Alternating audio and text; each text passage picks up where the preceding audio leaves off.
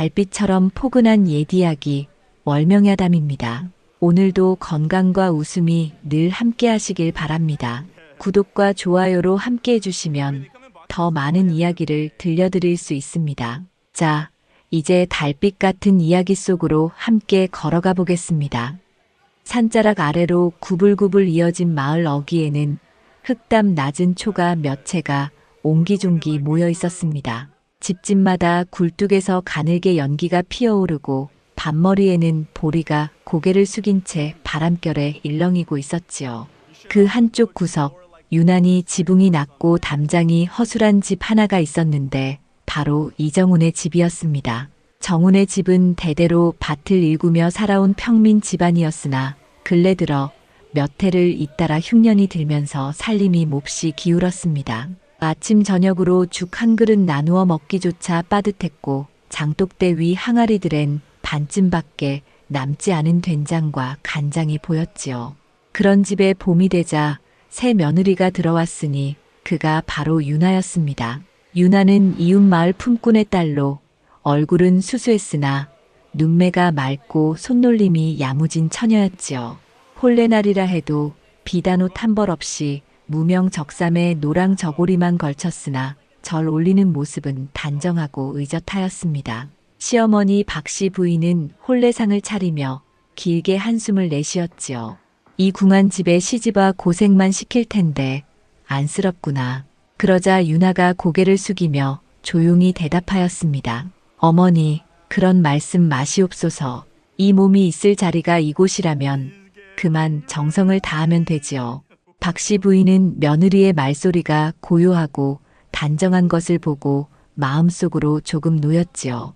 살림은 어려워도 마음씨 고든 아이를 들였구나 생각하였네. 정우는 26살 젊은 나이였으나 이미 등이 굽어 보일 만큼 밭일에 찌든 사내였습니다. 아침 일찍 나가 해질녘에야 돌아오는 날이 많았고 돌아와서도 말수가 적었지요. 유나는 남편이 마루 끝에 앉아 멍하니 하늘을 바라보는 모습을 볼 때마다 가슴 한쪽이 저릿하였습니다. 하지만 입 밖으로 내지는 않았습니다. 그저 저녁상을 정갈히 차려 올리고 다음 날 새벽이면 먼저 일어나 마당을 쓸었지요.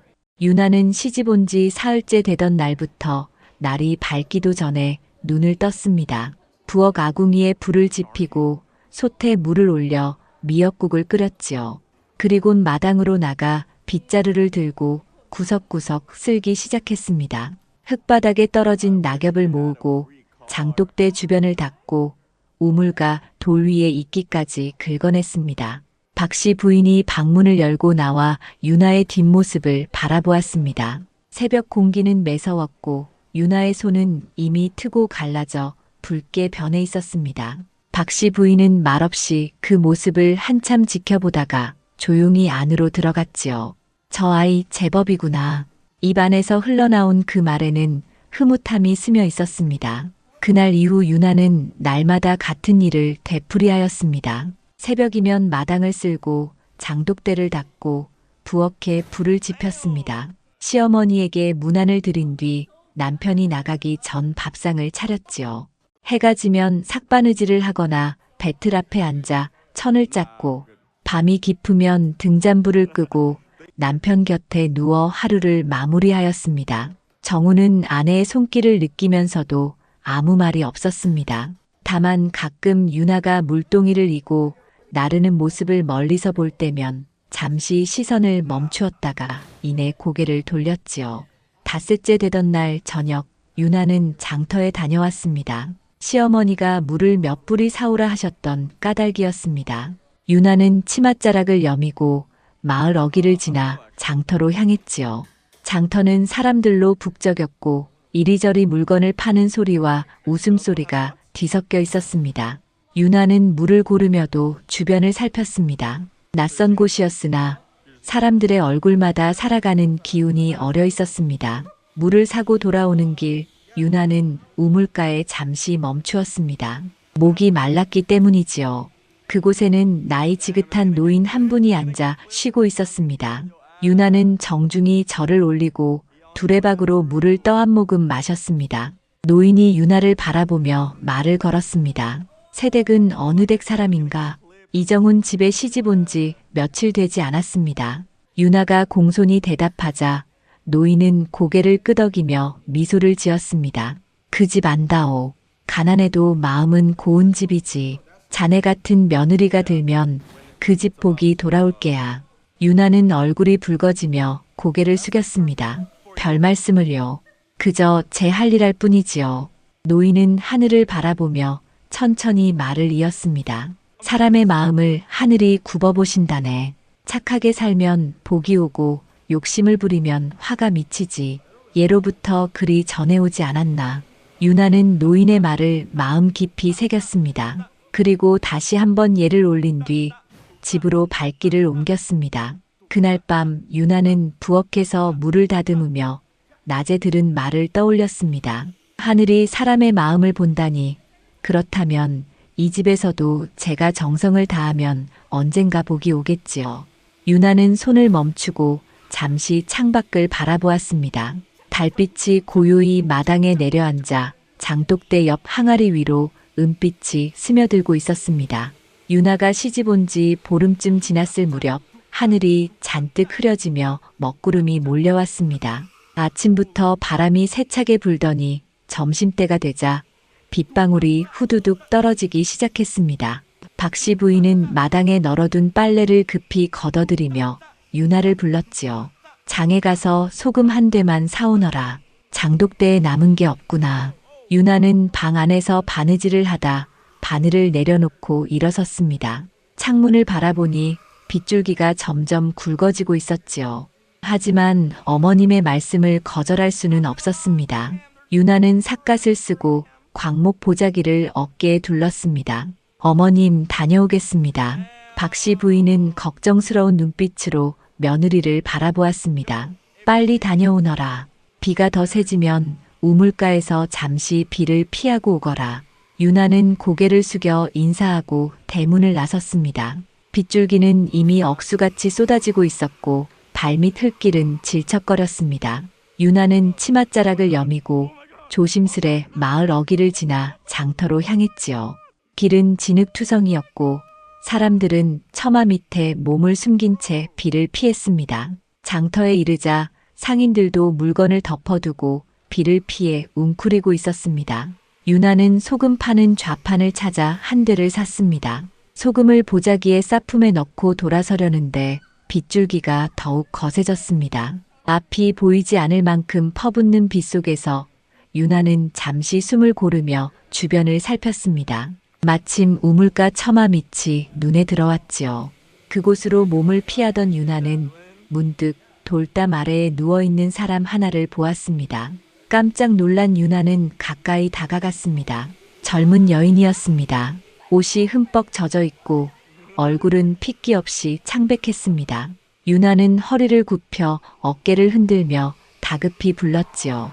아가씨, 정신 좀 차리세요. 들리십니까? 그러나 여인은 미동도 하지 않았습니다. 유나는 잠시 머뭇거리다 주위를 둘러보았습니다. 장터 입구의 주막 처마 밑에는 상인 몇이 모여 비를 피하고 있었지요. 유나는 치맛자락을 걷어쥐고 그리로 달려갔습니다. 어르신, 우물가에 젊은 아가씨가 쓰러져 있습니다. 부디 도와주십시오. 상인들이 서로 얼굴을 마주보더니 그중 나이 지긋한 이가 일어났습니다. 어디 보세. 그는 다른 상인 한 명과 함께 유나를 따라 우물가로 갔습니다.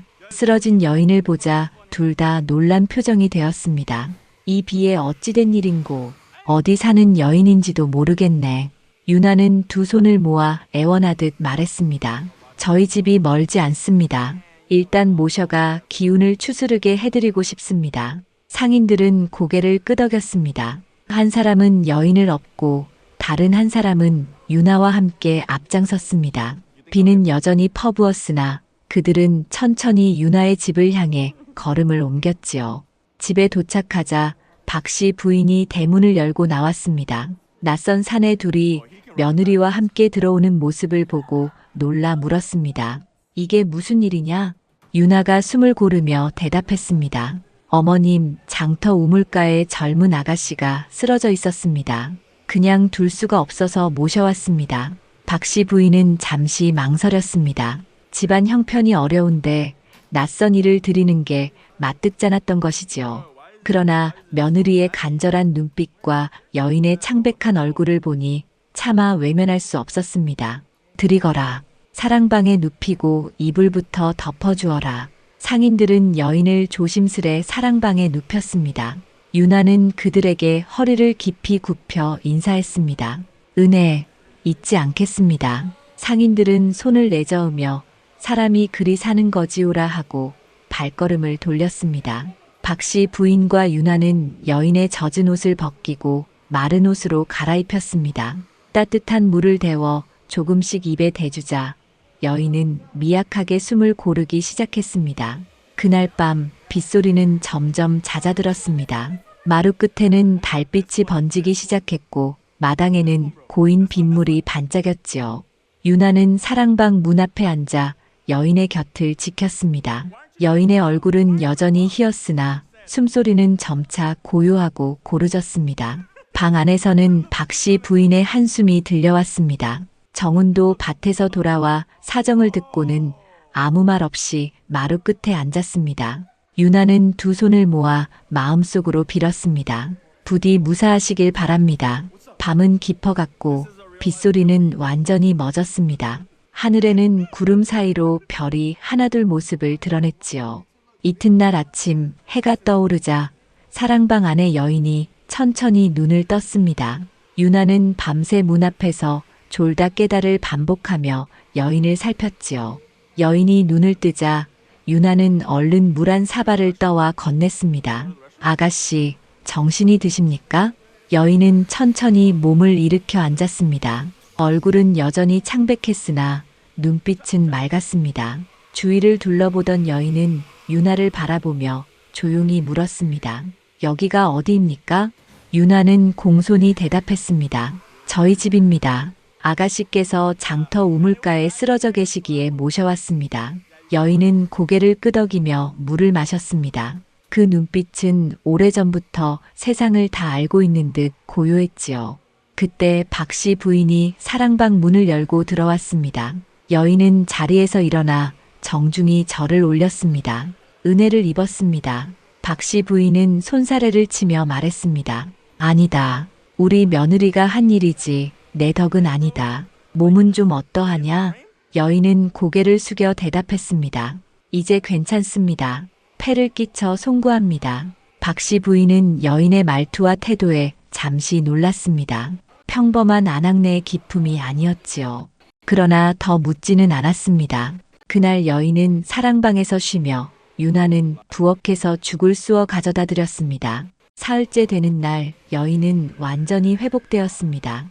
이른 아침 마당에 나와 유나가 빗자루를 드는 모습을 조용히 바라보았지요. 유나는 여인이 나온 것을 보고 빗자루를 내려놓으며 다가갔습니다. 아가씨, 아직 쉬셔야 하지 않겠습니까? 여인은 부드럽게 고개를 저었습니다. 이제 떠나야 합니다. 유나는 아쉬운 얼굴로 물었습니다. 벌써 가시렵니까? 좀 더 계시다 가셔도 될 텐데요.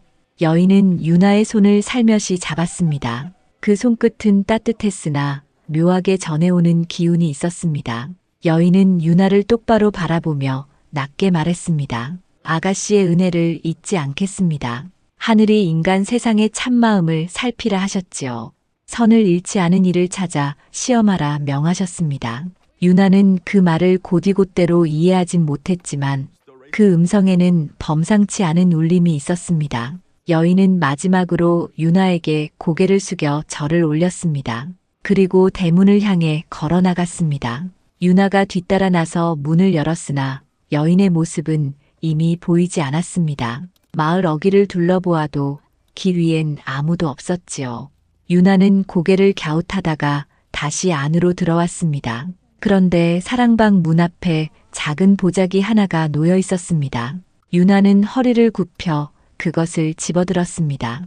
보자기를 풀자 안에는 옅은 하늘빛 비단 주머니 하나와 씨앗 몇 알이 들어 있었습니다. 씨앗은 햇살을 받아 은은히 빛났습니다. 그때 박씨 부인이 마루로 나와 유나의 손에 든 것을 보았습니다. 그게 뭐냐? 유나가 주머니를 보여드리며 말했습니다.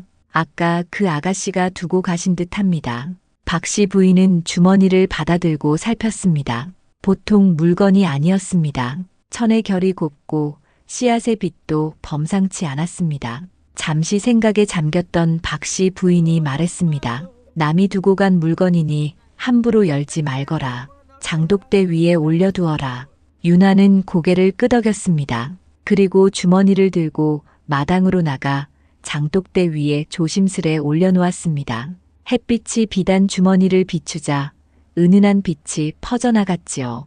유나는 두 손을 모아 속으로 중얼거렸습니다. 하늘의 물건이면 하늘이 때를 알리시겠지요. 그날 저녁 정훈이 밭에서 돌아와 장독대 위에 주머니를 보고 물었습니다. 저건 무엇이오? 유나는 미소를 지으며 답했습니다. 손님이 두고 가신 물건이라 합니다. 어머님 말씀대로 그냥 두는 것이 좋을 듯하여 올려두었습니다. 정우는 잠시 주머니를 바라보다 아무 말 없이 고개를 끄덕였습니다. 그날 밤 달빛이 마당을 가득 채웠습니다. 장독대 위의 주머니는 달빛을 받아 은은하게 빛났고 유나는 그 빛을 바라보다 여인의 말을 떠올렸습니다. 하늘이 사람의 참마음을 살핀다 하였지요. 그렇다면 저 주머니는 과연 무엇일까요? 유나는 알 수 없었으나 왠지 함부로 손대서는 안 될 듯한 예감이 들었습니다. 그렇게 유나는 마루에 앉은 채 밤이 깊어가는 줄도 모르고 그 빛을 바라보았습니다. 여인이 떠난 지 며칠이 지나자 마을에 소문이 퍼지기 시작했습니다. 이웃에 사는 오씨가 빨래를 하다 다른 아낙네들에게 말을 꺼낸 것이지요. 정훈댁에 신기한 물건이 있다더군. 장독대 위에 올려두었다는데 밤마다 빛이 난다지 뭐요. 아낙네들이 귀를 쫑긋 세웠습니다. 오씨는 목소리를 낮추며 말을 이었습니다. 내가 어쩌녁에 그 집 앞을 지나가는데 정말 이상한 빛이 새어나오더이다. 그거 보통 물건이 아닌 듯 싶어. 소문은 순식간에 마을 구석구석 퍼졌습니다. 어떤 이는 신령스러운 보물이라 하고 어떤 이는 요사스러운 물건이라 하였지요. 그 뒤로 사람들은 정훈의 집 앞을 지나갈 때마다 장독대 쪽을 흘끔거렸습니다. 닷새째 되던 날 저녁 마을의 촌장 서만복이 정훈의 집을 찾아왔습니다. 그는 마을에서 나이도 많고 덕망이 두터운 어른이었습니다. 백발이 성성했지만 허리는 꼿꼿했고 목소리는 낮고 묵직했지요. 정훈 있느냐? 정훈이 마당으로 나와 허리를 숙였습니다. 어르신, 무슨 일이십니까? 서만복은 마당을 둘러보다가 장독대 위의 주머니를 보았습니다. 달빛 아래 주머니는 은은한 빛을 머금고 있었습니다. 촌장은 눈을 가늘게 뜨며 물었습니다. 저게 소문난 그 물건이냐? 정훈은 고개를 끄덕였습니다. 예, 지나던 손님이 두고 간 물건입니다. 서만복은 한참을 주머니를 바라보다가 무겁게 입을 열었습니다. 마을에 흉흉한 말이 돌고 있다. 어떤 이는 신령스럽다 하고 어떤 이는 귀신이 붙은 물건이라 한다. 이런 것을 집안에 오래 두면 탈이 생길 수도 있느니라. 그때 박씨 부인이 사랑방에서 나와 절을 올렸습니다. 어르신, 그 물건은 우리 며느리가 장터에서 쓰러진 아가씨를 구한 뒤 남겨진 것이옵니다. 버리자니 찝찝하고 함부로 열자니 두려워 그대로 두고 있나이다. 서만복은 턱수염을 쓸어내리며 고개를 끄덕였습니다. 그래도 확인은 해야지 않겠느냐. 괜한 소문이 마을을 어지럽히면 곤란하다. 열어서 안을 보고 아무 일 아니면 모두 안심할 게야. 그때 부엌 쪽에서 유나가 나왔습니다. 두 손을 가지런히 모은 채 고개를 숙이며 조용히 말했습니다. 어르신, 그 물건은 남의 것도 아니고 저희가 탐할 바도 아닙니다. 하늘이 주신 것이면 하늘이 알아서 때를 알려주시겠지요. 서만복은 며느리의 말에 잠시 말문이 막혔습니다. 어린 여인의 목소리였지만 그 속엔 굳은 믿음이 깃들어 있었지요. 촌장은 한참 유나를 바라보다가 한숨을 내쉬었습니다. 그래, 내 뜻이 그러하다면 내 더 묻지 않겠다. 허나 조심하거라. 사람 마음이란 게 약한 법이라 욕심이 틈타면 화를 부르기도 하느니라. 그렇게 말하고 서만복은 천천히 발길을 돌렸습니다. 정우는 안도의 한숨을 내쉬었고 박씨 부인은 며느리를 바라보며 조용히 고개를 끄덕였습니다. 그날 밤 정우는 마루에 앉아 장독대를 바라보았습니다. 주머니는 달빛을 받아 여전히 은은히 빛나고 있었지요. 그 빛을 보는 사이 정운의 마음속에 조금씩 욕심이 스며들었습니다. 저 안에 무엇이 들었을까? 혹여 금덩이나 보화는 아닐까?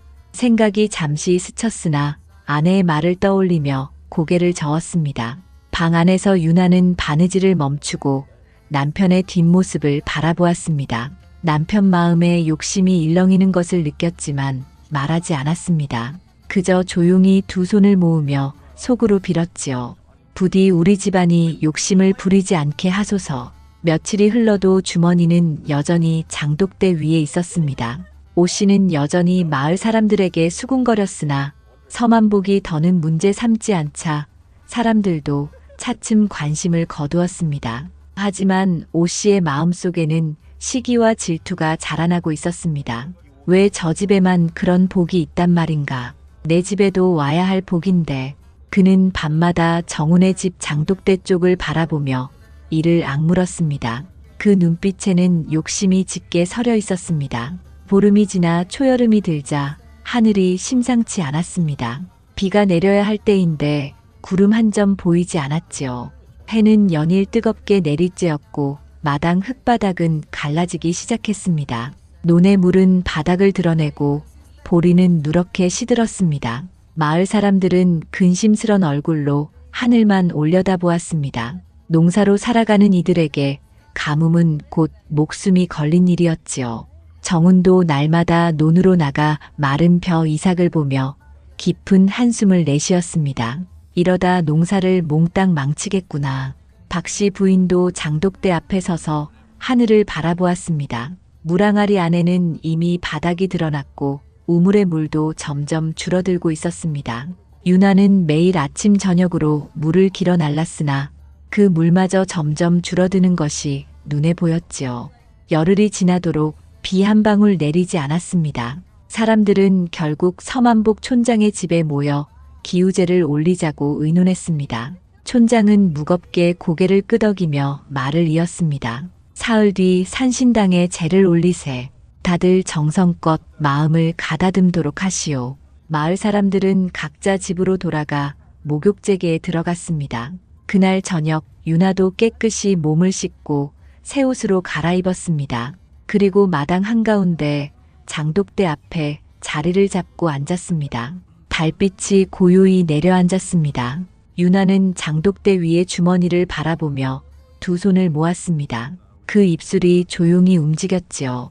하늘이시여, 제 욕심이 아니옵니다. 이 집안의 생명과 마을의 숨결을 살려주소서.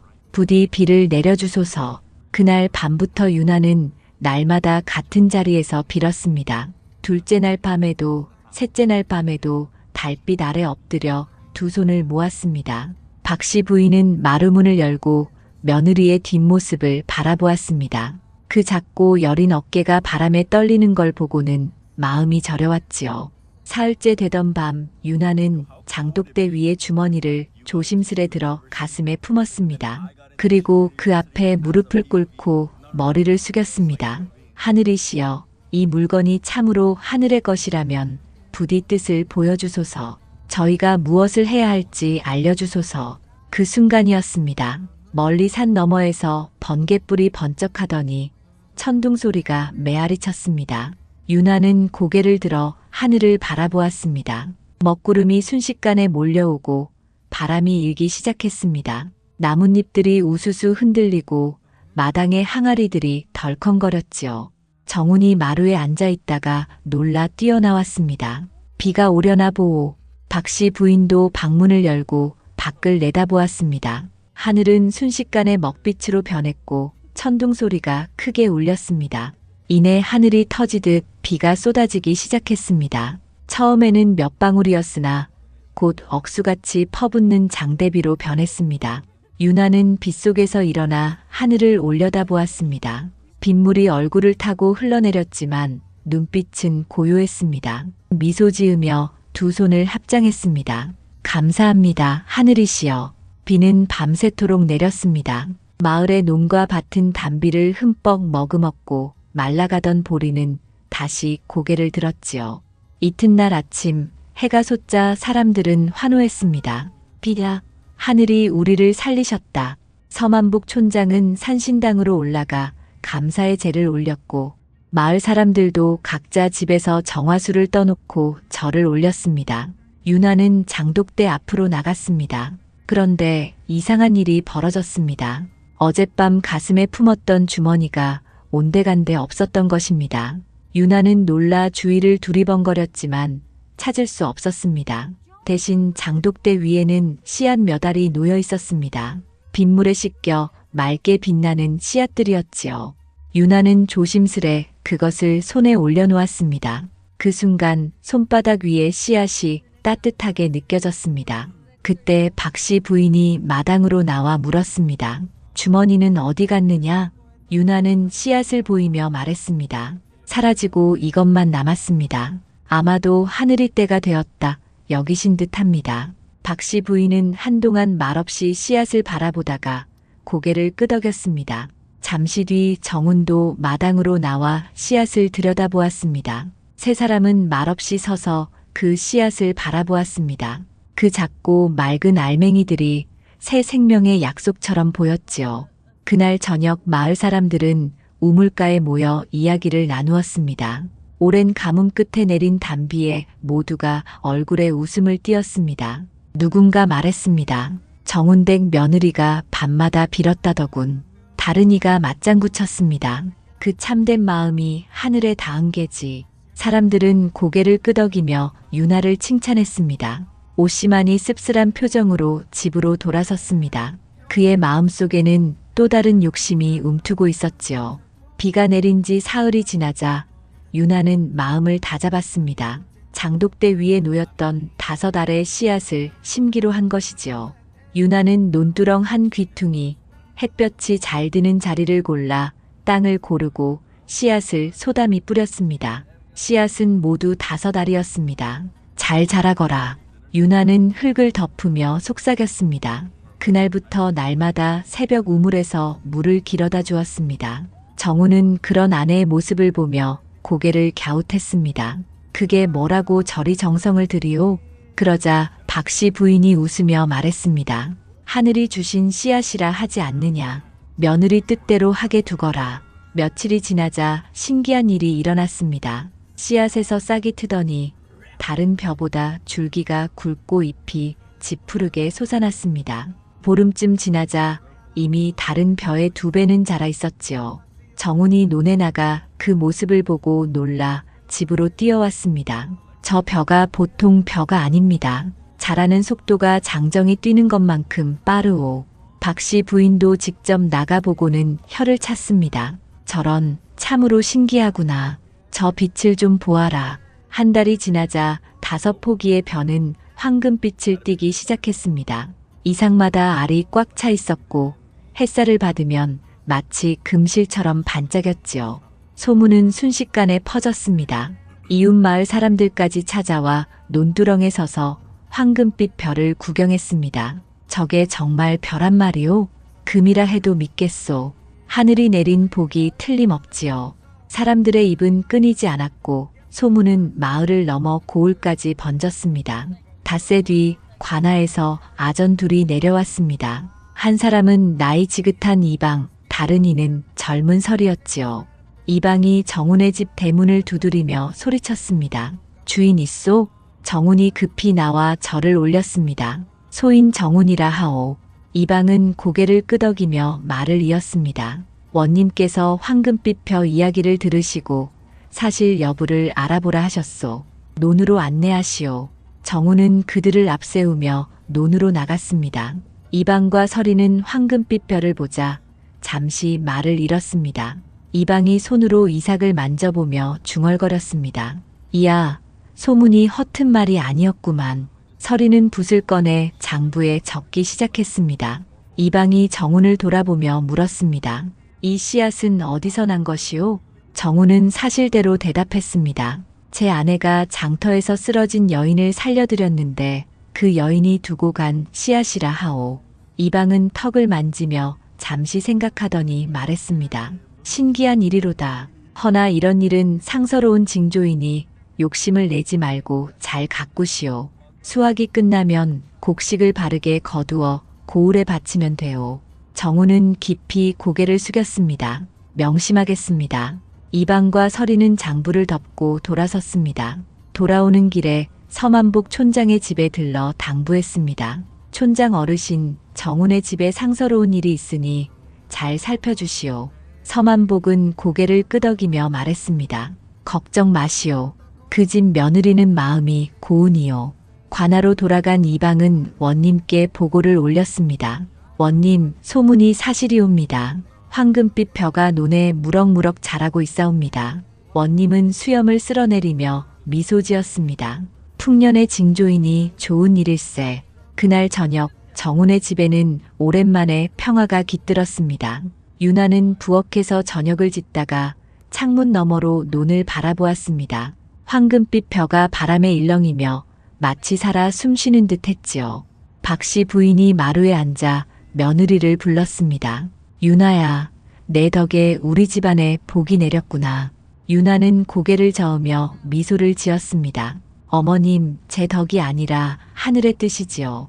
박씨 부인은 며느리의 말에 마음이 뭉클했습니다. 정운도 마루 끝에 앉아 논을 바라보았습니다. 가슴 한켠엔 감사함과 함께 어딘가 알 수 없는 불안이 스쳤지요. 이 복이 정말 우리에게만 머무를까? 하지만 곧 아내의 얼굴이 떠올라 고개를 끄덕였습니다.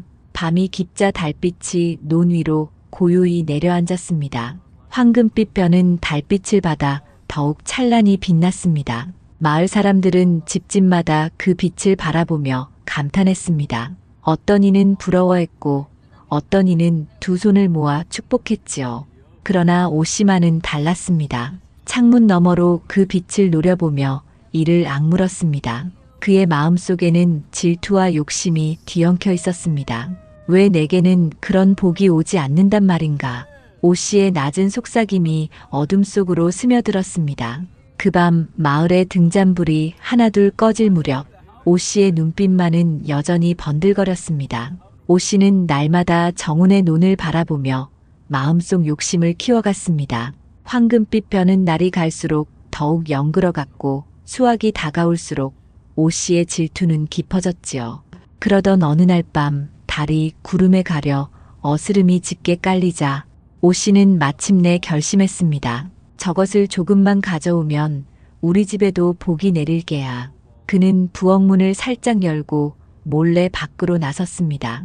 발소리를 죽인 채 정운의 논으로 향했습니다. 논둑에 다다르자 달빛은 구름 뒤에 숨어 세상은 칠흑같이 어두웠습니다.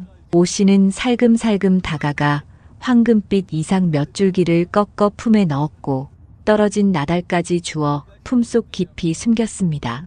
집에 돌아온 오씨는 자신의 밭머리에 그 씨앗들을 심었습니다. 손으로 흙을 덮으며 혼잣말을 했지요. 이제 우리 집에도 금빛 벼가 날 것이야. 다음 날 아침 정운이 논에 나갔다가 이상 몇 개가 꺾인 것을 보고는 눈살을 찌푸렸습니다. 그는 집으로 돌아와 박씨 부인에게 말했습니다. 어머님, 누군가 밤에 벼를 꺾어간 듯합니다.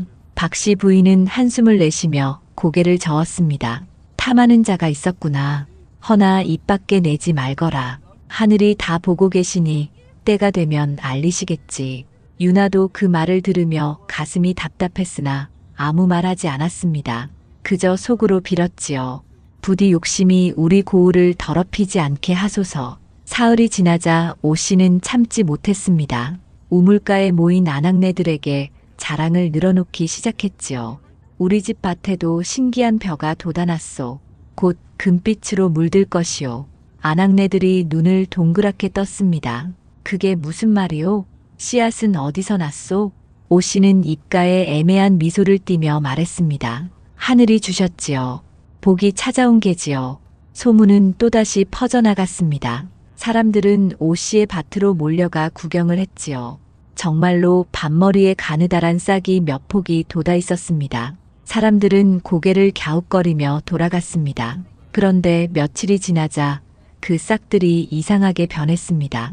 자라지 않고 시들기만 한 것이었습니다. 일주일이 지나던 날, 오 씨는 여느 때처럼 마을 어귀에서 사람들에게 떠들어댔습니다. 곧 우리 집 밭에도 황금빛 벼가 연글 것이오. 그 말이 떨어지기가 무섭게 막던 하늘이 순식간에 어두워졌습니다. 먹구름이 몰려오더니 세찬 바람이 일기 시작했습니다. 사람들이 놀라 하늘을 올려다보았습니다. 이게 무슨 일이냐? 바람은 오 씨의 밭으로만 몰아쳤습니다. 밭머리에 자라던 싹들이 한순간에 잿빛으로 변하더니 바람에 휩쓸려 바스러져 버렸습니다. 마치 불길이 스치고 간 듯 검게 타 흙으로 돌아갔지요. 사람들은 그 광경을 보고 입을 다물지 못했습니다.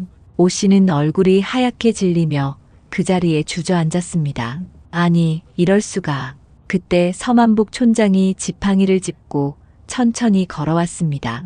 촌장은 오 씨 앞에 멈춰서서 낮은 목소리로 말했습니다. 남의 복을 탐한 죄로구나. 오 씨는 고개를 들지 못했습니다. 사람들 사이에 무거운 침묵이 흘렀습니다. 서만복은 다시 입을 열었습니다. 하늘은 사람의 마음을 굽어보신다. 욕심을 품은 자에게는 반드시 벌이 따르는 법이지. 오 씨는 그 자리에 주저앉아 흐느끼기 시작했습니다. 마을 사람들은 하나둘 자리를 떴습니다. 아무도 그녀를 거들어주지 않았습니다.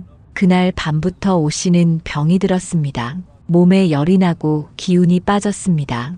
약을 써도 차도가 없었습니다. 남편이 애써 간호했으나 병세는 점점 깊어졌습니다. 한 달이 지나자 오 씨의 집안은 기울었습니다. 밭은 황폐해지고 살림살이는 줄줄이 내다 팔려나갔지요. 결국 그 가족은 짐을 싸 이웃 고을로 떠났습니다. 떠나는 날 마을 사람들 중 그들을 배웅하는 이는 아무도 없었습니다. 그 소식을 들은 유나는 가슴이 무거웠습니다. 그녀는 박씨 부인에게 조용히 말했습니다. 어머님, 그래도 불쌍하지 않습니까? 박씨 부인은 고개를 저으며 담담히 답했습니다. 불쌍한 게 아니라 자초한 일이니라. 남의 복을 탐하면 반드시 그에 대한 값을 치르게 되는 법이지. 정운도 마루 끝에 앉아 한숨을 내쉬었습니다. 인과응보라더니 그 말이 틀리지 않았습니다. 그날 저녁 유나는 논두렁에 서서 황금빛 별을 바라보았습니다. 수확이 코앞이었습니다. 별은 여전히 바람결에 부드럽게 흔들리며 금빛으로 빛났지요. 하지만 유나의 마음은 가볍지 않았습니다. 하늘이시여, 이 복이 저희에게 화가 되지 않게 하소서. 유나는 두 손을 모으고 조용히 기도했습니다. 바람이 불어 벼 이삭이 일렁였고 저 멀리 산 너머로 해가 붉게 내려앉았습니다. 그날 이후 오 씨의 일은 오랫동안 마을에 회자되었습니다. 사람들은 그 일을 교훈 삼아 남의 복을 탐하지 말라는 말을 입에 올렸습니다. 그리고 정운의 집 앞을 지날 때마다 조심스럽게 고개를 숙이며 발걸음을 옮겼습니다. 가을이 깊어지자 들판은 황금빛으로 물들었습니다. 수확의 때가 다가온 것이지요. 정우는 유나와 함께 논으로 나가 벼를 거두었습니다. 5포기에서 나온 벼는 보통 벼의 10배나 되었습니다. 알이 굵고 무거워 한 포대가 가득 찼습니다. 박씨 부인은 마당에서 벼를 말리며 감탄했습니다.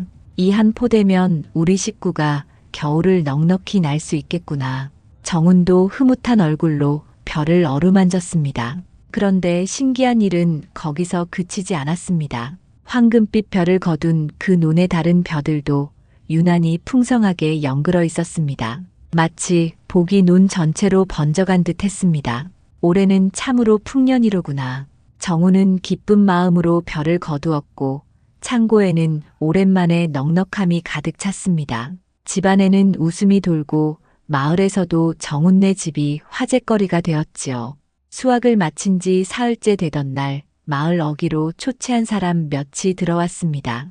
이웃 고을에서 흉년이 들어 떠돌아다니는 백성들이었습니다. 그들 가운데는 아이 둘을 데리고 온 부부도 있었지요. 기운이 빠져 걸음조차 힘들어 보였습니다. 그때 마침 장터에 다녀오던 유나가 그들을 보았습니다. 유나는 잠시 발걸음을 멈추었다가 서둘러 집으로 돌아와 박씨 부인께 말씀드렸습니다. 어머님, 마을 어귀에 굶주린 이들이 있습니다. 쌀 한 말만 내어드려도 좋을 듯 합니다. 박씨 부인은 잠시 생각하다가 고개를 끄덕였습니다. 그리하거라.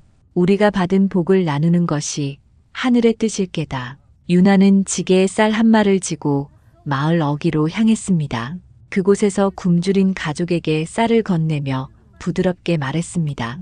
이것으로 끼니를 이으시지요. 부부는 놀란 눈으로 유나를 바라보다가 눈물을 흘리며 절을 올렸습니다. 정말 감사합니다. 그날의 일이 소문이 되어 마을을 넘어 인근 고을까지 퍼졌습니다. 정훈의 집이 굶주린 자를 먹였다더라. 그 말이 입에서 입으로 전해졌지요. 며칠 뒤 관아에서 아전 하나가 내려왔습니다. 그는 품속에서 문서를 꺼내 정훈의 집 대문을 두드렸습니다. 주인장 계시오? 정훈이 나와 허리를 굽혔습니다. 예, 여기 있습니다. 아전은 문서를 내밀며 말했습니다. 원님께서 그대 집안의 선행을 들으시고 표창을 내리셨소. 덕을 지킨 집이라 하시며 이 문서를 전하라 명하셨지요. 정훈은 두 손으로 문서를 받으며 고개를 숙였습니다. 몸 둘 바를 모르겠습니다. 고맙습니다. 아전은 미소를 지으며 덧붙였습니다. 사람이 선한 일을 하면 복이 따르는 법이요. 앞으로도 마음을 잃지 말고 살아가시오. 아전이 떠나자 박씨 부인과 유나가 나와 문서를 바라보았습니다. 정훈이 환한 얼굴로 말했습니다. 원님께서 우리 집안을 칭찬하셨소. 박씨 부인은 기뻐하면서도 조심스레 말했습니다. 참 고마운 일이로다. 허나 교만은 금물이니 더욱 겸손해야 한다. 유나는 고개를 숙이며 조용히 대답했습니다. 어머님 말씀이 옳습니다. 복은 하늘의 것이지요. 우리는 다만 그 복을 잠시 맡아 지키는 사람일 뿐입니다. 그날 밤 유나는 잠이 오지 않았습니다. 복이 찾아왔지만 마음 한켠이 편치 않았지요. 그녀는 조용히 방을 나와 마당으로 걸어갔습니다. 달빛이 고요히 내려앉아 장독대와 항아리를 비추고 있었습니다. 유나는 장독대 앞에 서서 두 손을 모았습니다. 하늘이시여, 저희가 이 복을 욕심내지 않고 나누며 살게 하소서. 그때였습니다. 유나의 앞에 은은한 빛이 번지더니 그 안에서 여인의 형상이 어렴풋이 드러났습니다. 그 얼굴은 다름 아닌 장터에서 만났던 연하였습니다. 연하는 미소 지으며 유나를 바라보았습니다. 그 마음이 한결같으니 복은 대대로 이어지리라. 그 말이 끝나자 빛은 서서히 사라졌습니다. 유나는 놀라며 절을 올렸습니다. 고개를 들었을 때 이미 연하의 모습은 보이지 않았습니다. 다만 마음속에는 따스한 온기가 남아 있었습니다. 이튿날 아침 유나는 박씨 부인께 전날 밤의 일을 이야기했습니다. 박씨 부인은 조용히 고개를 끄덕이며 말했습니다. 하늘이 우리 집안을 굽어보시나 보다. 그러니 더 선하게, 더 겸손히 살아야 한다. 그해 겨울 정훈의 집은 마을에서 가장 넉넉한 집이 되었지만 교만하지 않았습니다. 추운 날이면 쌀과 나물을 이웃과 나누었고 가난한 이를 보면 먼저 도왔습니다. 마을 사람들은 정훈의 집 앞을 지날 때마다 고개를 숙여 인사했습니다. 그리고 아이들에게 타이르듯 말했지요. 저 집처럼 살아야 한다. 하늘이 내린 복은 나누며 살아야 오래간다. 세월이 흘러 유나의 이야기는 마을의 전설이 되었습니다. 겨울밤이면 사람들은 화롯불 앞에 모여 앉아 아이들에게 들려주었습니다. 착한 마음으로 산다면 하늘이 복을 내린다. 하지만 남의 복을 탐하면 반드시 벌을 받는다. 그 이야기는 대대로 이어졌습니다. 정훈의 집은 오랜 세월이 지나도 번창하였고 그 후손들은 할머니 유나의 가르침을 잊지 않았습니다. 복은 하늘의 것이요. 사람은 다만 그것을 맡아 돌보는 이라는 그 말을 가슴에 새기며 살아갔습니다.